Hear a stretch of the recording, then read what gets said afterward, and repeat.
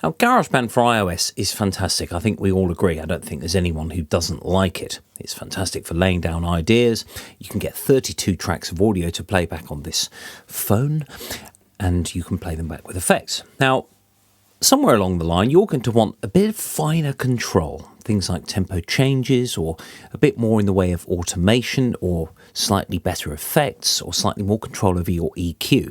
That's where Logic Pro X comes in. Now, I bought Logic Pro 7, don't you know, in 2004, and it cost me £700, and it arrived in a big box with manuals and CDs, remember those, that you load into the computer. Well, nowadays that price is reduced to £199 as of March 2020, and you can have it pre-installed on your brand new Mac when you order it. So, on the screen here, you can see the first page that you see when you open up Logic. You can see a blank screen with lots of grey windows and then a little menu here. So what I'm going to do is I'm going to show you how to get started with Logic. I've done a video on Logic effects. In fact, I've done a series. If you look on my channel, you can see on the playlist a series of a description of all the effects that you can get. Now, I've got some options here. Software instrument.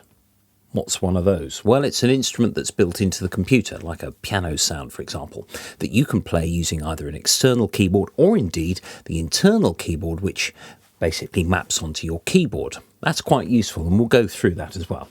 We've got audio tracks, which we're going to leave for the moment. I'm just going to get something going using just the software on Logic. External MIDI, that's if you've got old bits of kit, that's going to be more for the pro users.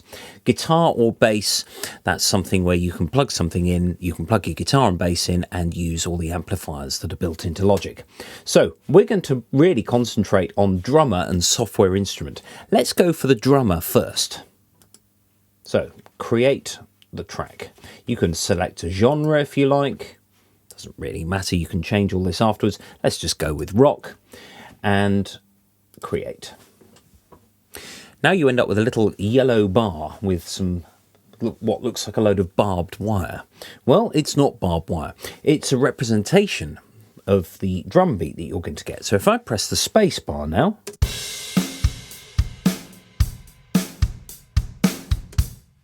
there's your drum kit. So it's just pre-installed something for you. At the bottom here, you have some various controls which allow you to select how loud or soft it is and whether it's simple or complicated. And there are a few other things on it, like sort of complexity of your hi-hats and the kick and snare, for example. That's quite good. Well, it's excellent. It's really good. If I just drag the joystick round, you'll hear the difference with the drums.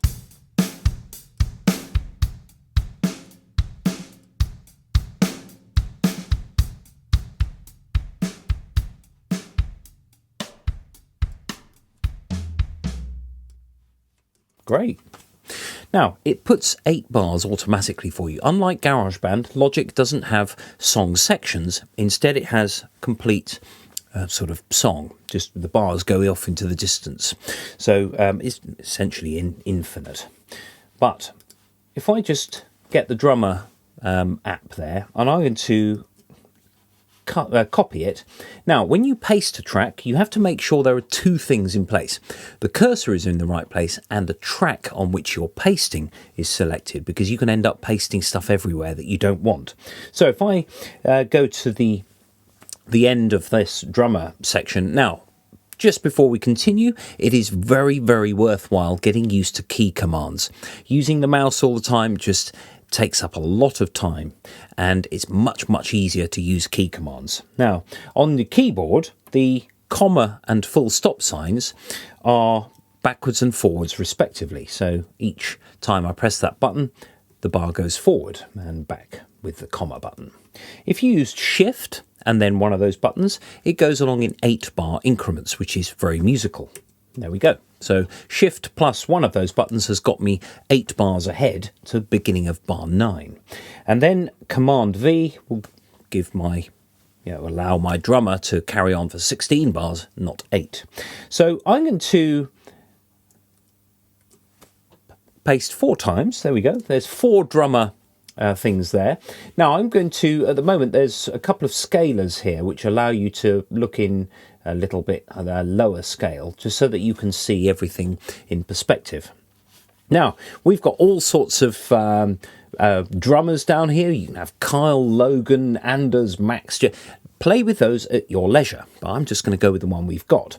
Now, I'm going to, we've got something that's reasonably reasonably simple. I'm going to go to the next drummer app and then drag the joystick a little bit so that it becomes more complicated. This means that at the end of the first bit, you can see that it's still simple. When it goes on to the next section, the drums are going to get more complicated.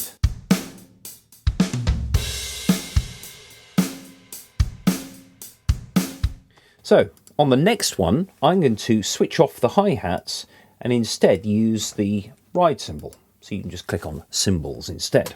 So if I play at the end of the second section going into the third,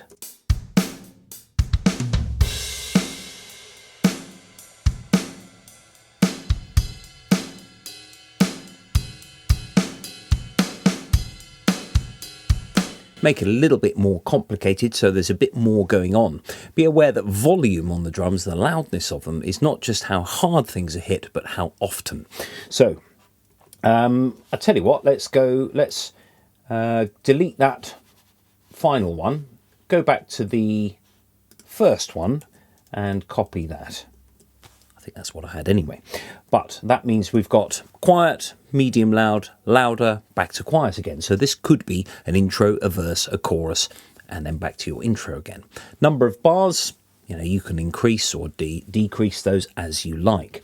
You can split any of these parts up to do various things with them, and you can also specify how often fills come with the this little control here.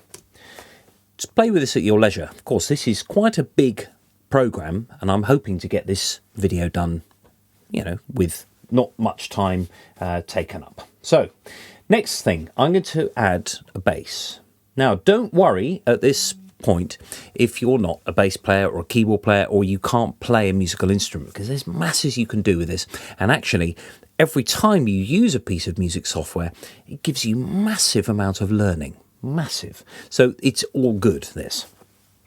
So I'm going to click on software instrument now, and then I can select an instrument if I like before I've actually created it.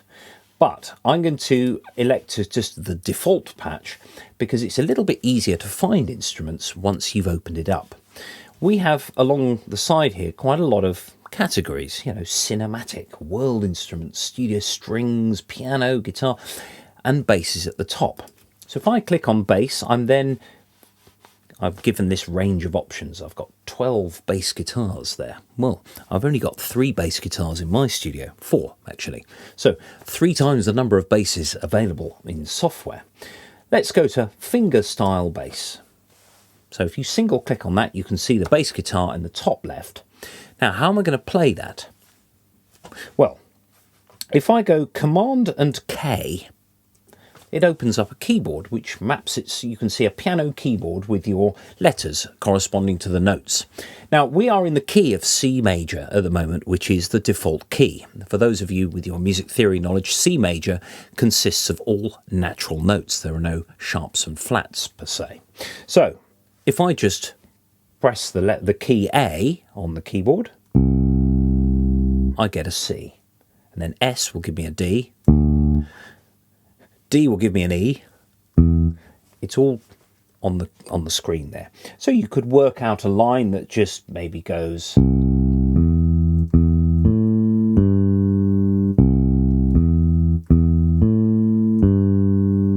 That's quite good. In terms of the delay that when you hit the key, the sound is instant. I wasn't referring to my own bass line. Now, if you wanted a little bit louder to play, you can click the velocity up here. If I just go to here, C and V allow you to play a little bit louder. I'm going to go with that because I want my bass to be a bit more powerful, so that it goes with those drums.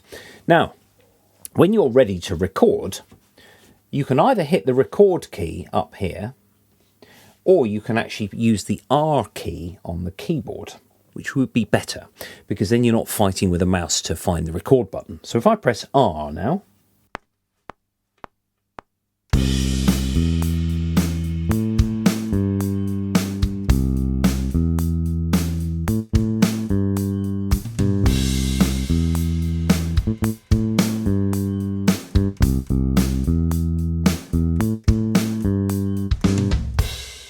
notice that I played that sequence in 4 times. I didn't play it once and then cut and paste, because you want a little bit of variation on your theme.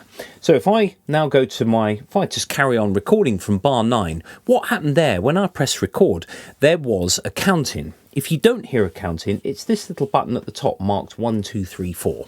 That has to be purple in order that you can hear that 4-beat count-in. You can set the number of bars count-in. I'm just going to leave it as 1 bar. That's what it is on GarageBand as well.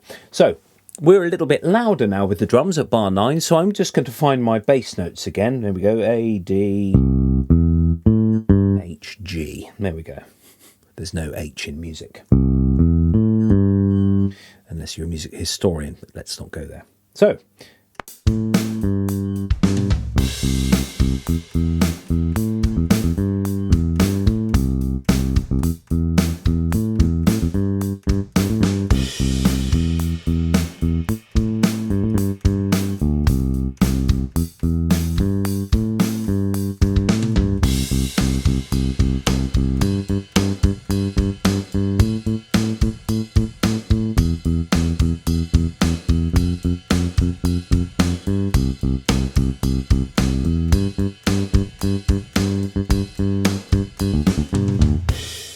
okay, so I've done a various sort of, I just improvised that. I can't really remember what I played. This is going to be a problem. But it's okay, because we are in the scale of C major. I haven't deviated from that scale at all. I haven't used any of the black notes, W and E, for example, C sharp and D sharp, or D flat and E flat, and then any of the others as well. Helpfully on the keyboard, you get more than an octave's worth, so there's a little bit of an overlap. Now, if you want to change the octave of the bass, Z and X allow you to change that. Now, this goes for any instrument.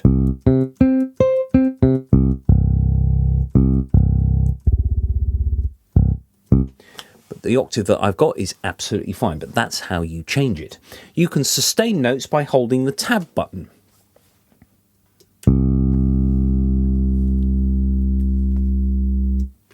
That's absolutely fine. Now, there's all sorts of things. You've got a pitch bender as well. And then modulation, where you get vibrato. It's so clever, this, because actually you can do quite a lot with the keyboard. You can sit on the train with a MacBook Pro just programming with the keyboard that's on it. No extra bits of kit required. And to that end, I'm not going to connect anything up to Logic at all for this demonstration. What you hear here and what you see is everything that is built into the computer. So I'm going to just have a little review of this. Now, my timing, my rhythm playing wasn't all that good. If I single click on that first bass sound, I can see a series of red rectangles at the bottom here, which show me the notes that I've played in particular places. Now we have bar 1, bar 2, bar 3, bar 4, essentially all the way along there. As you open up the bottom display, you can see that there are some divisions. Now, I've done a little bit of, I did a Dan in his van video about rhythm and how to delineate that rhythm. We have on the keyboard, I'll just use the mouse here, bar 1 and bar 2. In between of those two measures, those two bar lines, we have 16 things. Now, I want to quantize the bass. I want to make sure that everything there is basically correct and goes with those drums, because there are tiny little bits of inaccuracies. Some of these notes are a little bit early. However, if you want the human feel and it's acceptable to your ears, which are the ultimate judge, go with it.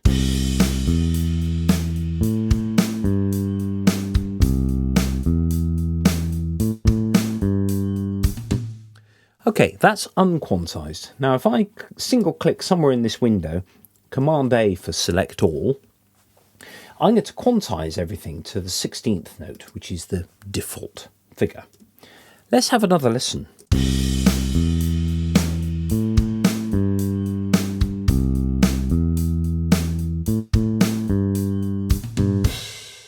It sounds a little clinical now, so actually I'm going to undo that. I'm going to go to Edit, Undo Quantization.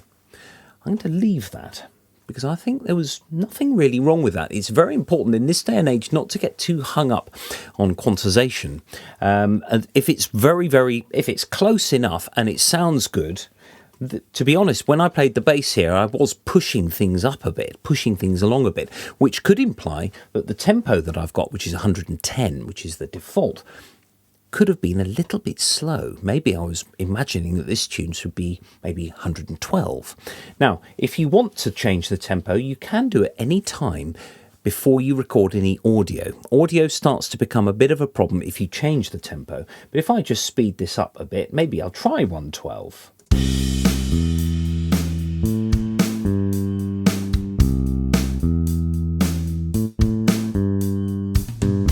Now, because those bass notes have moved by exactly the same amount, it's actually rushing a bit too much. It depends on the tempo with the quantization. So I'm actually going to re-quantize these notes, but I'm going to leave that tempo at 112. Now, next thing, I'm going to add a keyboard. So if I go to the plus button at the top of the track list here, I can then get another software instrument. Now, the default patch software instrument is an electric piano. It's the Fender Rhodes.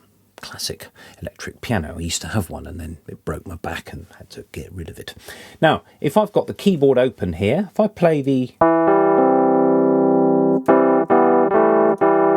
that's quite harsh sounding, because actually the velocity, the volume, is still at the same level as it was with the bass. So I'm going to take it down a bit so it's a bit more mellow. Now I've got to work out the chords that I used. Now, non-musicians here or people that are struggling to play their chords on the piano, please don't worry, because there are actually a few things that you can do with this. If I press record now, I think I remember the chords.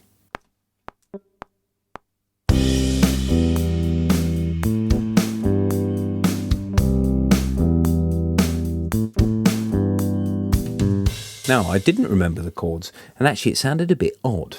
So I'm going to go back to the start. Before I carry on with anything, I'm going to single click just away from one of the green rectangles there. Green, the colours basically mean loudness. So green is quieter than red, which was what the bass was.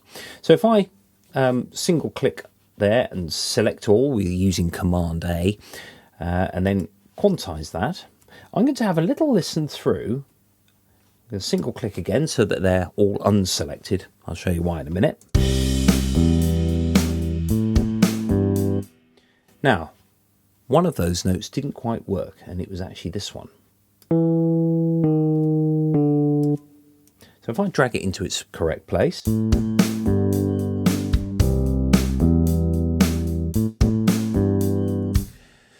it didn't sound terrible, that fourth chord. So actually I'm going to leave the second one, because then I've got a bit of variation. If I play from bars 1 to 4 now,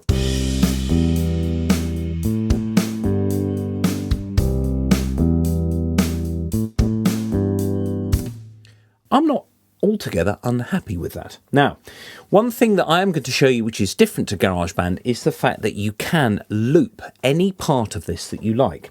In the top of the display here, you can see there's a slightly lighter rectangle. If I click on that, it turns yellow.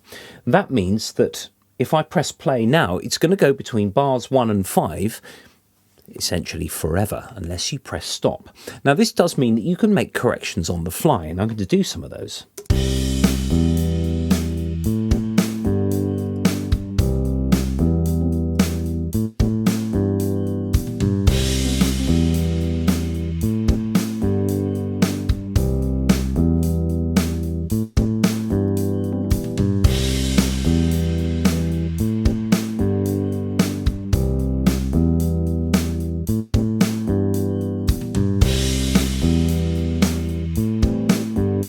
So I made that third chord a little bit longer by essentially drawing a window round these notes to select them all, and then just going to the end of one of the notes until you get this little bracket symbol with the two little arrows, which essentially allows you to change the length of them. Now, you can also do other things with this. You could, if I use the letter T on the keyboard, it brings up, when I've got the keyboard removed, Apple K gets rid of that keyboard, T brings up my toolbox. Now, I can also access the tools from this window if you want to keep your keyboard open. So perhaps I'll just do that. I'll just get the keyboard back and use this tool instead. Now, if I go to the velocity tool, what's velocity? Well, velocity is loudness, essentially how hard I strike these keys. So I could make maybe this chord here a little bit louder. Let's see what happens with that.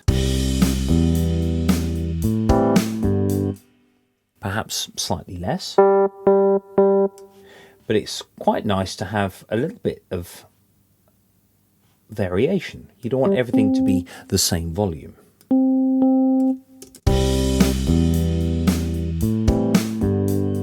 Now it sounds a little bit more like somebody's played it on an actual piano, because there are differences in volume. This is very careful, very sort of important. You have to try and to try and get your sort of sound to sound individual, even though you're working with a computer only. No real instruments whatsoever. Now, if I add another instrument, I could add maybe something like, well, let's add a guitar. So if I go to guitar on the left-hand side here, I've got a few things here that I can pick. So steel string acoustic, let's go for that. See what happens. Now, if I get my keyboard open, maybe I'm going to go up an octave by pressing the X button. And then a little bit louder using the V button. You can hear those little fret noises. Of course, this is not going to be ultra realistic. It's hard to get a guitar to sound realistic on a keyboard, but you can get some of the way there.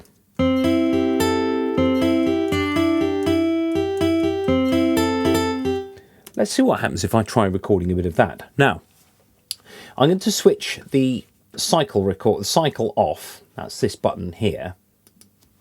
Just so that it doesn't keep going back and recording lots and lots of things and recording over itself. You can establish a multi-take recording as well, where you can actually do lots of takes and then pick one. But we're not going to go through that here. This is just the beginning. This is how to get into Logic itself. So here we go.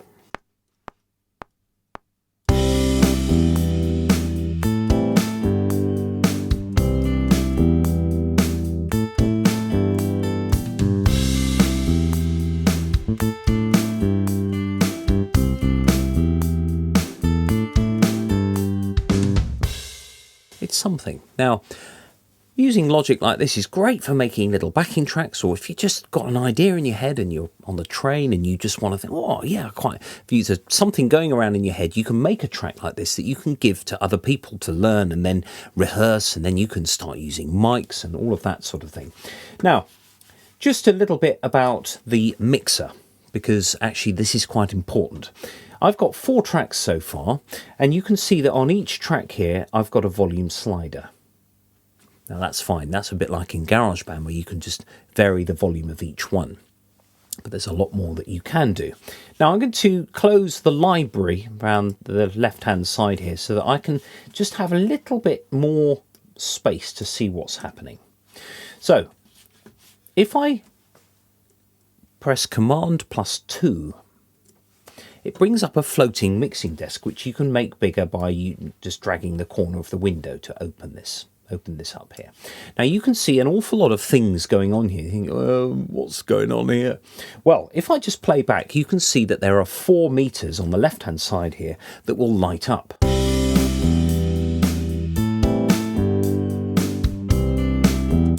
And there are some other meters that are lighting up a little bit, and then the one on the right hand side, which is lit up more, that's your master output volume. Now, just leaving aside the 3 faders here, those 3 that are registering a little bit, they are effects that have been pre-programmed into Logic. On the front, on the top here, I've got the drum kit, which has got something called a Chan EQ. What's that? Well, it stands for channel EQ. It means equalization of your drums. So if I just click on the middle slider here, you can see that there are three things. There's either on or off, and then settings, or indeed you can change the effect. So I'm just going to go to the middle pane, and it brings up a window which looks a little bit like it does in GarageBand, but it's more. There's more control, more fine control that you can apply. So if I just play this back. Now, there is a solo function, but I would recommend that when you solo things, you only do it for a very short time, because you can very easily become sort of entrenched in that one instrument rather than listening to it as a sort of holistic thing. So I'll just give you a quick demo of this.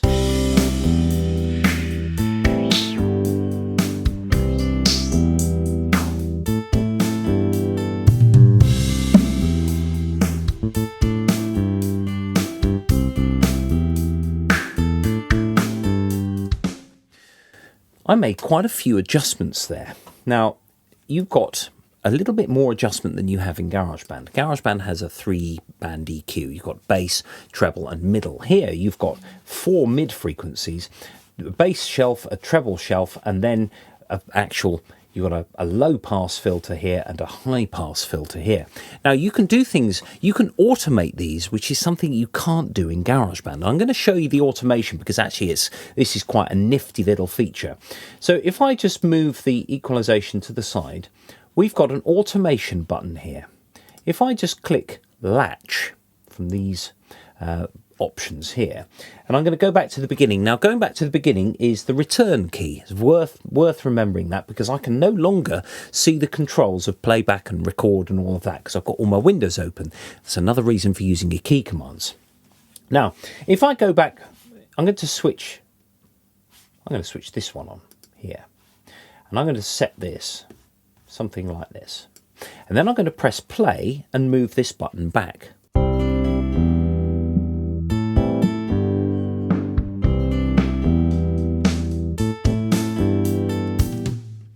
Now, I just basically woke up the treble content of that drum kit as I progress. Now, if I go back to the beginning again, you can see that the EQ pane has essentially followed all of my movements. So if I press play,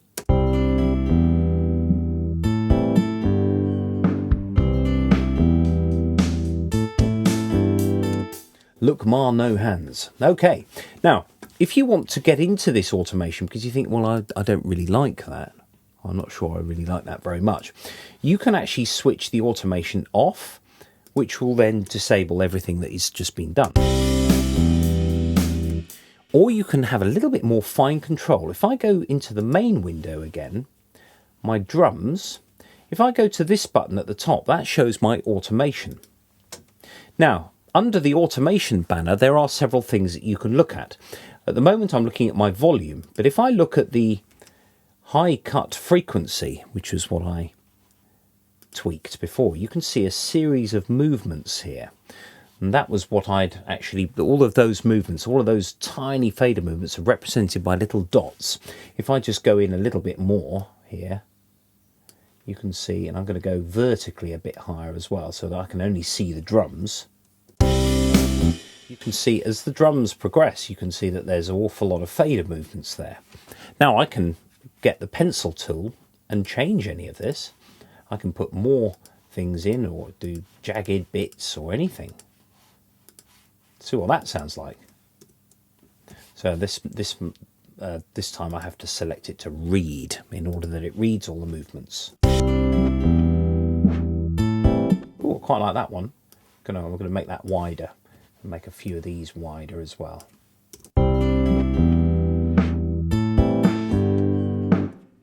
The world is your oyster. There are so many possibilities. Now, I would recommend that you don't get too hung up with this because you can very quickly go down a rabbit hole with it. So, there is a bit about Logic. I hope it just feeds the imagination to get started. And all the best to you in your Logic productions.